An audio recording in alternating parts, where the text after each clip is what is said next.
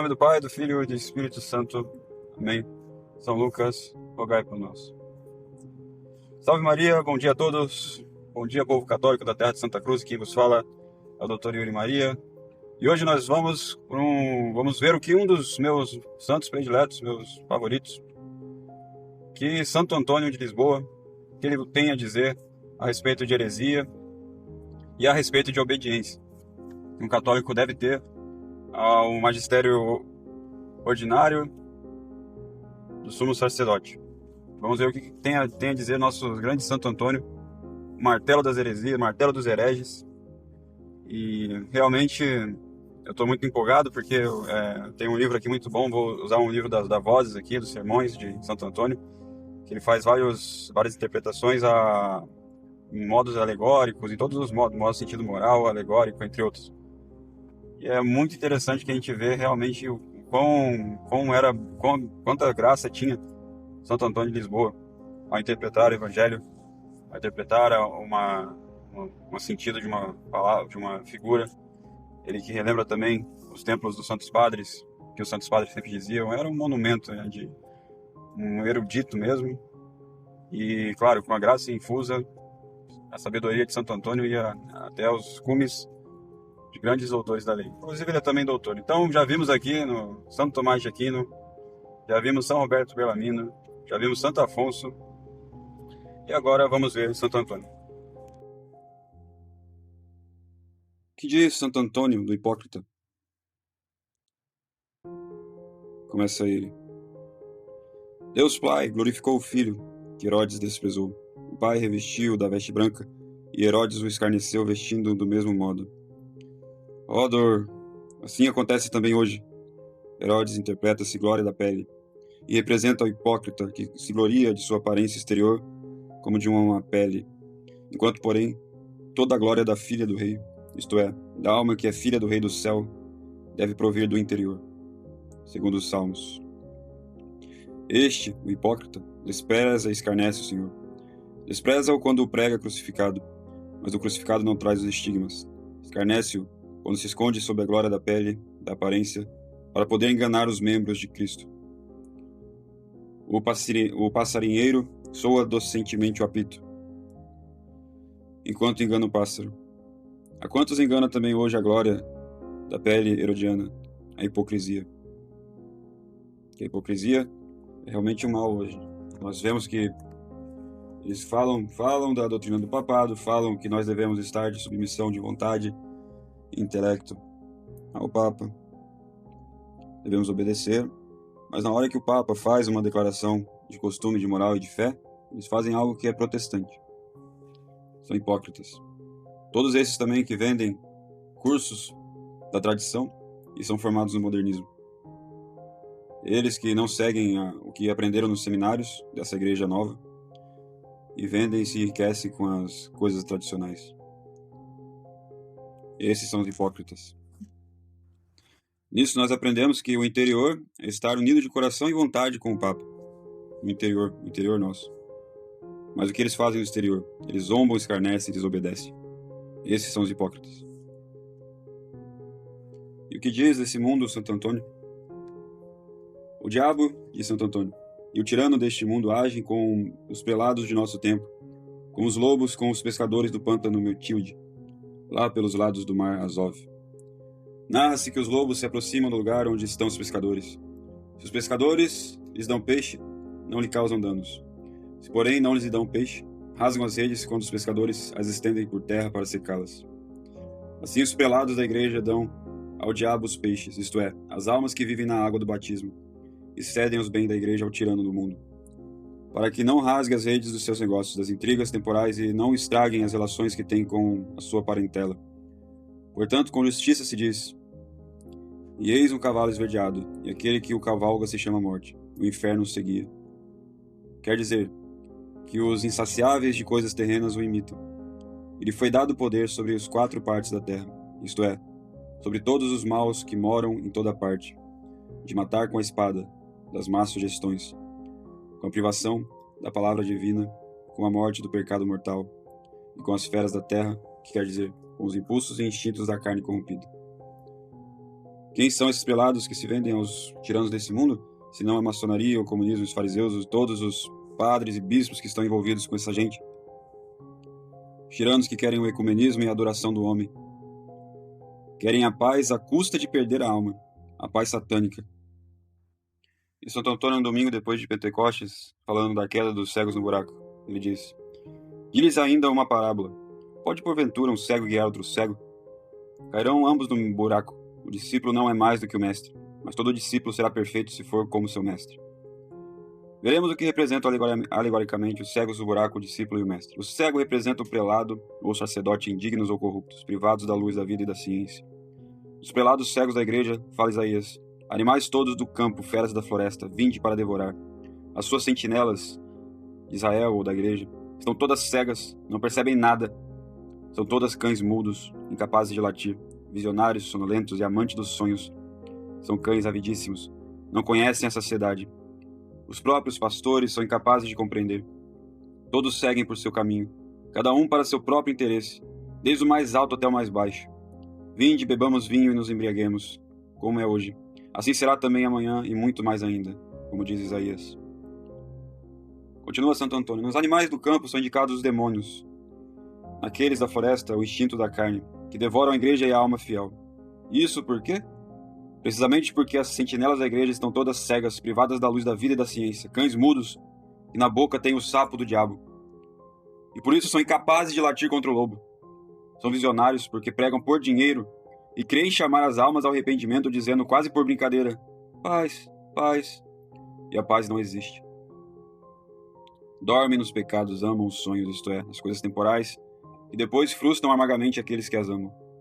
São cães avidíssimos, descarados como uma prostituta, e não querem ficar vermelhos. Não conhecem a saciedade, dizem sempre traz, traz, e nunca basta. Os próprios pastores apacentam a si mesmos. São privados da inteligência da qual fala o profeta: agirei com inteligência no caminho da inocência. Todos andam por seu caminho, não pela estrada de Jesus Cristo. Cada um pensando nos seus próprios interesses.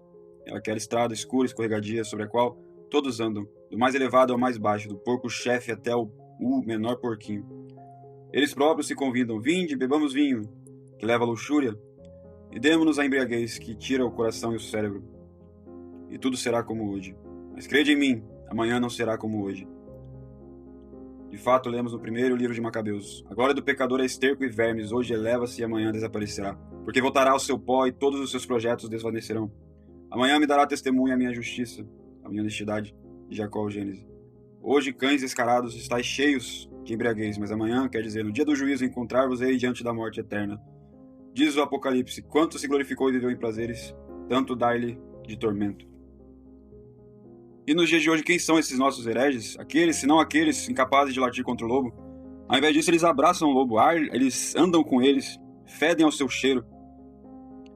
Maldito ecumenismo, maldita profanação do templo de Deus. Encontros de Assis, encontros de luteranos, misturas com muçulmanos, hereges, dos piores tipos, que tanto sacrificaram a igreja, que tanto mataram almas inocentes.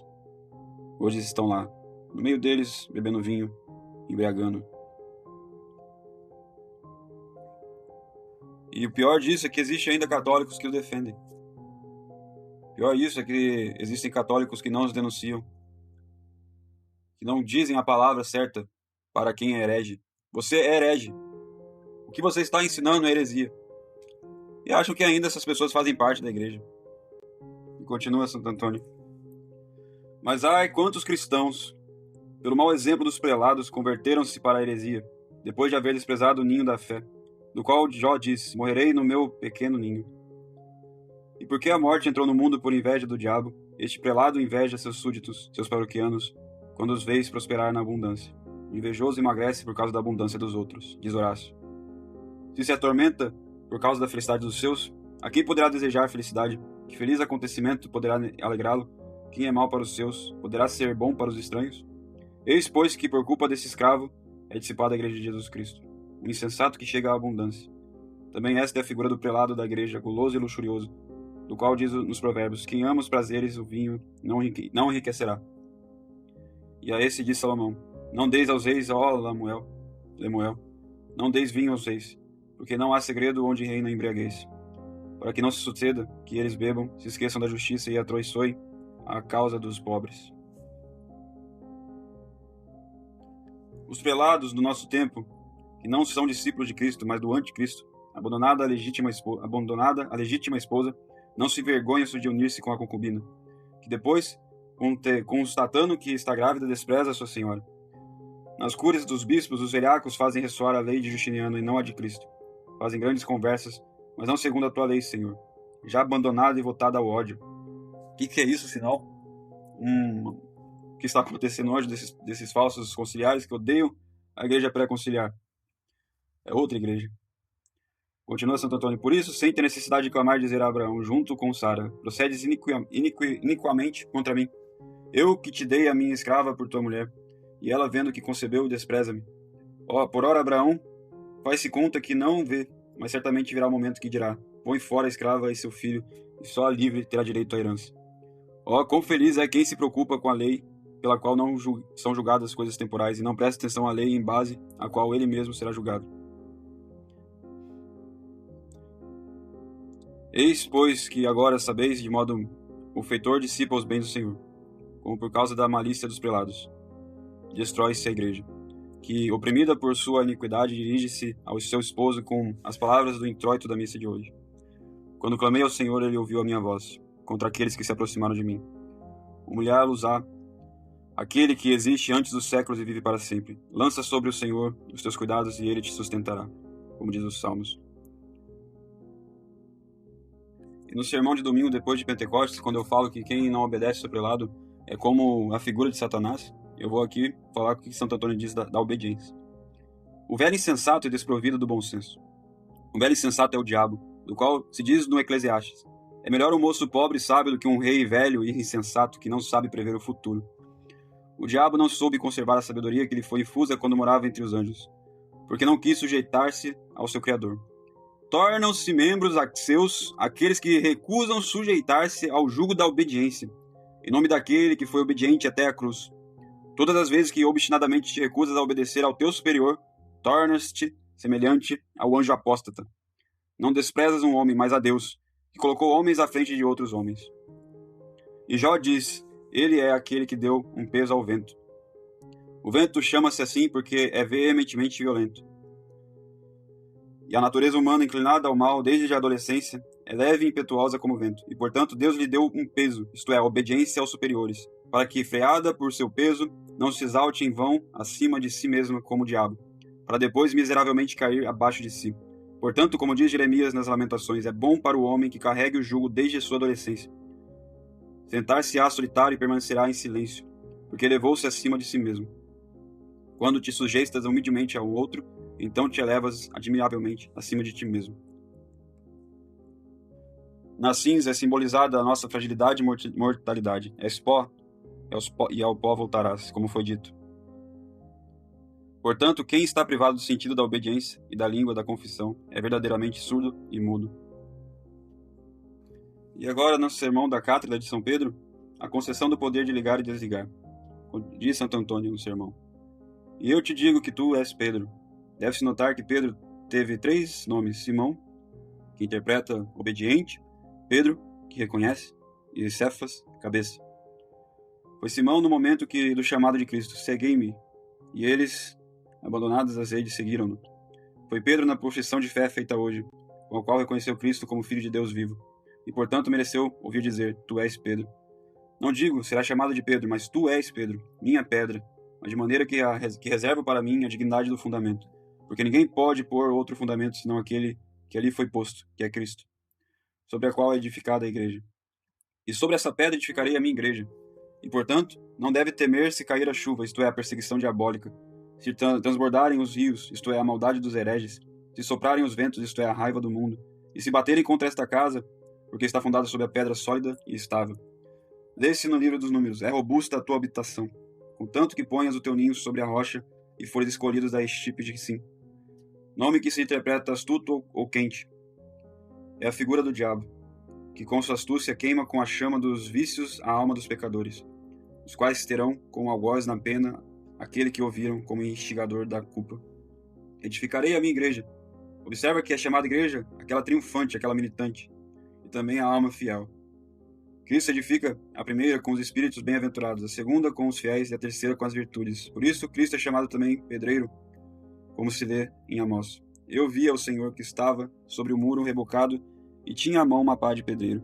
A pá de pedreiro chamava em latim trula, ou trudo, impelir, fixar, porque serve para fixar entre si as pedras com cal, com a qual depois as paredes são rebocadas. Portanto, o muro liso é aquele que é polido na sua superfície. Na pá de pedreiro simbolizada a potência de Deus, com a qual ele edifica o muro da sua tríplice igreja, e o alisa para que nada não pareça desordenado, áspero, desigual, mas tudo se faça da maneira linear e plana. De fato, diz o apóstolo, tudo se faça na caridade, que é cimento das outras virtudes. E considera ainda que o Senhor está sobre o muro da igreja por 3 motivos: para edificá-la, para combater por ela e por meio dela os adversários, e para protegê-la. E por isso as portas do inferno não prevalecerão contra ela. As portas do inferno são os pecados, as ameaças e as carícias, que não têm possibilidade de prevalecer, isto é, de separar a igreja da fé e da caridade, que estão em Cristo Jesus. Com efeito, quem acolhe com amor no íntimo do coração a fé em Cristo, supera facilmente tudo aquilo que assalta externamente. Em sentido contrário, a porta é chamada assim porque serve para levar alguma coisa para fora. É chamada infernos porque as almas que são levadas para baixo. Portas do inferno são os chamados sentidos do corpo, através das quais a alma pecadora é como que levada para fora para procurar e desejar as coisas inferiores e bem-terrenos. E te darei a chave dos reinos dos céus. Eis Kefas posto como cabeça dos apóstolos e da igreja. Disse que hoje Cristo interrogou os apóstolos e Pedro, em nome de todos, professou a fé da Igreja Universal. E hoje o Senhor concedeu-lhe o poder de ligar e desligar. E por isso, esse dia é chamado Cátedra de São Pedro. Ele que antes dos outros professou a fé, e antes dos outros recebeu o poder das chaves. As chaves simbolizam a autoridade e a capacidade de julgar.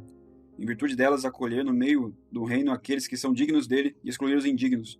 Com efeito, continua, e tudo que ligares, quer dizer, quando tu julgares digno das penas eternas quem permanecer obstinado nos pecados, ou quando absorveres o verdadeiro e humildemente penitente. Assim será também feito no céu. Jerônimo comenta, e tudo que ligares tem o mesmo poder judiciário também os outros apóstolos. De fato, a eles o Senhor, depois da ressurreição, disse, recebei o Espírito Santo, a quem perdoarem os pecados, lhes serão perdoados, e a quem o retiverdes, lhes serão retidos. E o tem também toda a igreja nos seus presbíteros e nos bispos. Mas Pedro recebeu de modo particular para que todos compreendam que quem se separar da unidade da fé e de sua comunhão não poderá ser absolvido dos pecados nem entrar no céu. Separaram-se eles da unidade da fé. Eles, conciliares todos com o ecumenismo, com falsas doutrinas, uma nova igreja, novos sacramentos, acabaram com a igreja. E o que hoje está aí situado em poucos prelados, em alguns poucos rebanhos, algumas poucas ovelhas que tentam, como eu, ajudar as outras pessoas a gritar para os 4 cantos que nós não podemos aceitar hereges como autoridade, de jeito algum. E não podemos, muito menos, se eles forem autoridades legítimas, como eles dizem, não os obedecer, porque isso não é católico, isso é novidade, isso é heresia. Por fim, termino com a frase de Santo Antônio no domingo depois da Páscoa. Ele que começa: Vós, pois, ó fiéis, tomai o ramalhete da fé e banhai-o no sangue de Jesus Cristo. Aspergi com ele a trave e ambas as ombreiras. A trave é o intelecto.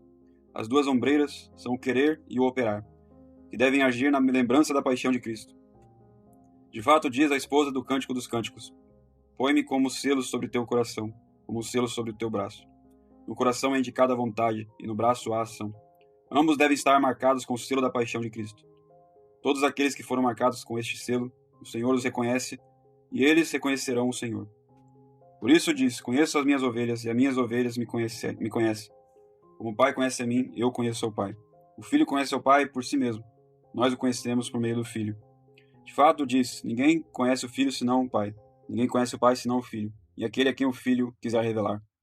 E dou a minha alma por minhas ovelhas. Esta é a prova do amor em relação ao Pai e em relação às ovelhas. Continuemos mais no sermão do domingo depois de Pentecostes. Continua Santo Antônio, a simulação dos hipócritas. Guardai-vos dos falsos profetas, que vêm a vós com veste de ovelhas, mas por dentro são lobos vorazes. Pelos frutos os conhecereis. Porventura colhem-se as uvas dos espinhos ou o figo dos abrolhos? segundo Mateus. Então diz Santo Antônio: presta atenção a estas 3 coisas: falsos profetas, vestes de ovelhas, lobos vorazes. Os falsos profetas são os hipócritas, os quais de Jeremias, dos profetas de Jerusalém, saiu a corrupção sobre toda a terra. Estes são os profetas de Jezabel, nome que se interpreta esterquilínio. De fato, enquanto procuram as saudações nas praças e os primeiros lugares nas sinagogas, profetizam a favor do esterquilínio. Eles que se tornaram como o esterco da terra, como diz os Salmos. Desde o profeta fala também Miqueias. Isso diz o Senhor sobre os profetas que seduzem o meu povo, que mordem com os seus dentes e pregam a paz. E aquele que não lhes põe na boca coisa alguma declaram guerra santa. Considera essas 4 palavras: seduzem, mordem, pregam e declaram.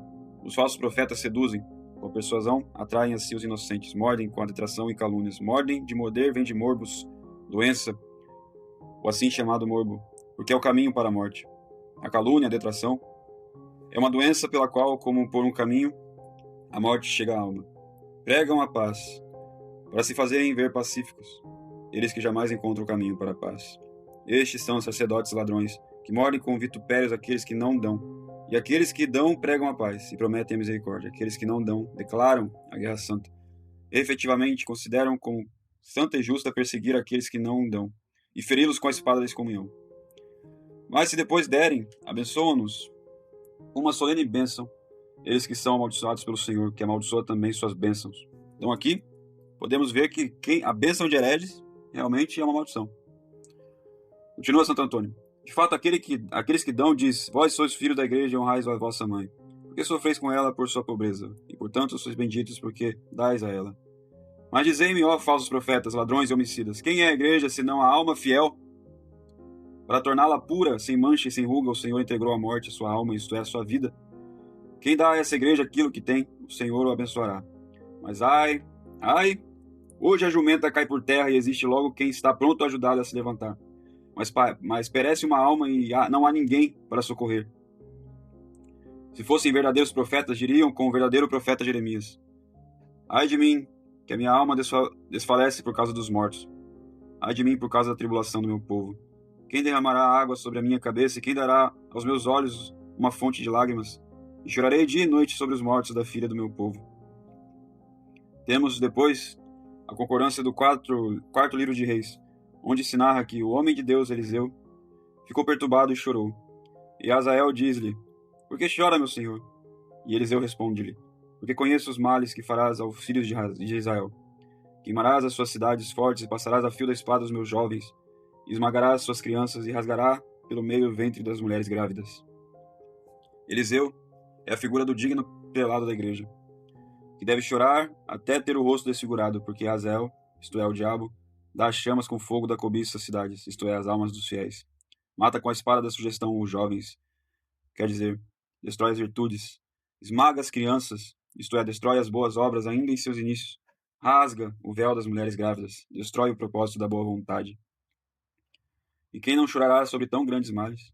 Mas os falsos profetas não se preocupam com isso, contanto que tenham que depredar. Com razão, pois o Senhor diz: guardai-vos, isto é, fiquem bem atentos dos falsos profetas. Falso deriva do latim fallere, enganar, dizer aquilo que não é verdade. Dizem paz, mas a paz não existe. Quem são os falsos profetas? Não são todos aqueles que não se incomodam com o Concílio Vaticano II e as suas obras, seus frutos? Que vemos na igreja, senão toda a má doutrina sendo espalhada, todos os maus costumes, comunhão na mão, missa herege, missa luterana, a dissensão de padres e religiosos, o avanço do protestantismo em todos os países católicos, todas as desgraças possíveis, tudo por culpa dessas pessoas hereges no poder, infiltrados da maçonaria, do comunismo. Quem são? Pior é isso, são as ovelhas que ainda tentam defender os falsos pastores, que estão aí a devorar o rebanho sem dó e sem piedade. A culpa disso é de vocês, que se dizem tradicionais. Continua Santo Antônio: eles vêm a vós em veste de ovelhas, mas por dentro são lobos vorazes. Que entendimento pode haver entre Cristo e Belial? Que entendimento pode haver entre a ovelha e o lobo? É a ovelha na veste, mas logo no ânimo. A justiça fingida não é justiça, mas dupla injustiça, diz Agostinho. Os falsos religiosos são lobos vorazes, mas apresentam-se em vestes de ovelha. Temos algo semelhante no terceiro livro de Reis, onde se narra que Jeroboão disse à sua mulher: Levanta-te e muda de roupa, para que não se saiba que tu és a mulher de Jeroboão, e vai a Silo onde está o profeta Aías. Quando a mulher chegou junto ao profeta, fingindo não ser quem ela era, Aías ouviu o ruído dos seus pés ao entrar pela porta e disse: Entra a mulher de Jeroboão. Por que finge ser outra?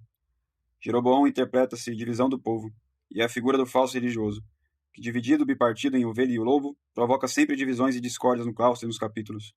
É realmente como um Satanás entre os filhos de Deus, como diz o Salmo. É o inimigo que vaga nas trevas. E a mulher de Jeroboão é a voluptuosidade lupina. E o lobo quer que ela mude de roupa, isto é, vista a pele de ovelha. Mas o profeta do Senhor, Aías, reconhece-a e lhe diz: Entra, e etc. Aías interpreta-se exame da vida, e está a significar a consciência do homem, que sempre protesta e denuncia qualquer simulação. Donde diz o apóstolo aos Romanos: O testemunho da sua consciência e dos seus próprios pensamentos ora os acusam, ora os defendem. E Salomão nos Provérbios: O mal anda sempre em busca de contendas, mas um mensageiro sem piedade lhe será enviado contra ele. Isto é, a consciência que censura e remorde. E considera que o hipócrita, camuflado sob pele de ovelha, é como a hiena, da qual narram-se muitas coisas incríveis. A hiena é um animal pequeno e selvagem que passa a noite a escavar entre os túmulos e se alimenta dos corpos dos mortos, imita a voz do homem, vai atrás dos pastores em seus recintos, e ouvindo-os longa e atentamente, aprende seus chamados e os nomes, para poder depois exprimir imitando a voz humana, e de noite atacar o homem, depois de tê-lo traído com um estratagema.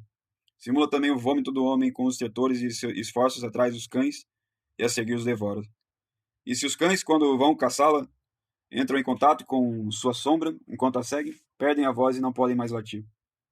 Os olhos da hiena variam muito de aspecto e de cor. Nunca diminui a força do olhar, mas avança sem perder de vista aquilo que tem em mira. Na boca não tem gengivas. Tem um só dente, que não perde nunca, e que para não perder a ponta entra como que uma cavidade natural. Se essa hiena gira 3 vezes ao redor de um animal, este não tem mais condições de mover-se. A esse propósito, o Senhor, por boca de Jeremias, diz: A minha herança tornou-se para mim como um covil de hiena. Assim também o hipócrita é um animal, porque vive como animal. Torna-se pequeno com a simulação e é selvagem por causa da malvadez de sua conduta. Já que à noite vai escavando nos túmulos da simulação. Como diz o apóstolo, introduz-se nas casas das mulheres. Por palavras melífluas e bênçãos seduz os simples. E assim alimenta-se dos cadáveres dos pecadores. Imita a voz, isto é, os louvores dos homens. Entra nos recintos dos pastores, quer dizer, nos lugares onde se prega. E ouvindo atentamente, aprende também ele a pregar. Depois, com o favor das trevas, engana as pessoas que por sua pregação atraiu a si.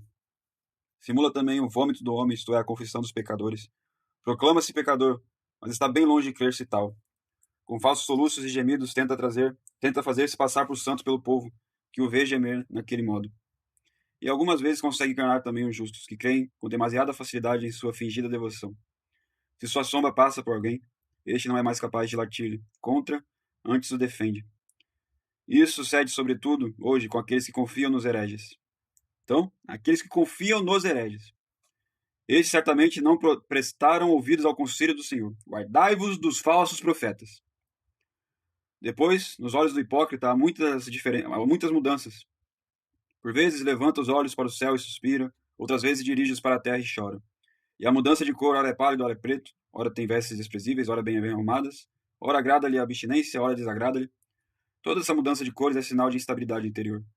Igualmente, todo animal que a hiena, isto é, o herege ou o hipócrita, tiver rodeado 3 vezes, isto é, enganou com a palavra da pregação, com o exemplo de sua fingida santidade e com a oferta de alegres promessas, ficará imobilizado em relação ao bem. Guardai-vos, pois os peço, dos falsos profetas. Reconhecê-los-ão por seus frutos. E adverte a glossa. São reconhecidos sobretudo por causa da sua impaciência no tempo das adversidades. De fato, quando a prosperidade sorri, sob a pele de ovelha esconde seu ânimo de lobo. Mas quando sopra o vento contrário, então a pele da ovelha é rasgada dentre os dentes do lobo, pelos dentes do lobo. Então aqui a gente vê o que a gente viu que aconteceu nessa pandemia, né? O que aconteceu? Será que a gente viu pessoas realmente católicas lutando para ter a missa, lutando para ter as confissões, lutando para ir salvar as almas nos hospitais, fazer as últimas unções, extrema unção? Não, vimos todos acovardados, Padre Paulo, por exemplo, no dia da Quaresma, no dia da Semana Santa, ele que era o bastião da fé aqui no Brasil, segundo alguns, ele no dia da Semana Santa, pediu para que todos ficassem em casa. Como um cachorro covarde, atendeu aos desígnios do governo, que eram todo ateu, todos sem fé, todos sem a visão espiritual das coisas. Continua então Santo Antônio. Porventura se colhem-se uvas de espinhos ou figos dos abrolhos? Os espinhos são chamados assim de ungere, porque são pontudos como as agulhas. E os abrolhos são chamados em latim tribuli, porque atribulam. Os espinhos e os abrolhos representam os hereges e os hipócritas, dos quais ninguém que seja sensato jamais poderá encontrar santidade ou a verdade. Eles só sabem lacerar e ferir aqueles que os seguem. Guardai-vos dos falsos profetas. Falsos profetas são também os instintos carnais que, para enganar a alma, propõem o pretexto da fragilidade e da debilidade da natureza, anunciam a abundância das coisas terrenas, profetizam a paz e proclamam que é grande a misericórdia de Deus. E insinuam todas essas coisas para induzir a alma ao pecado. De tudo isso, o justo, chorando com as palavras de Jeremias, diz: Senhor Deus, os profetas lhe dizem: não vereis espada e não haverá fome, mas o Senhor vos concederá uma paz verdadeira neste lugar.